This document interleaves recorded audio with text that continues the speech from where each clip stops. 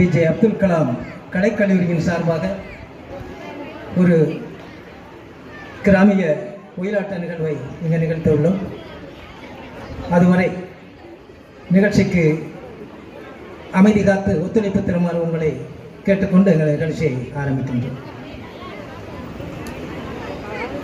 சேதுபதி பூமி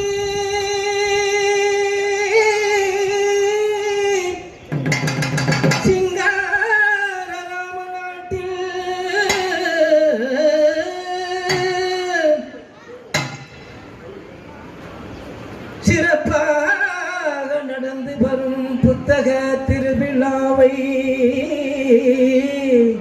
காண வந்த அனைவரையும் கைகூப்பி வணங்குகின்ற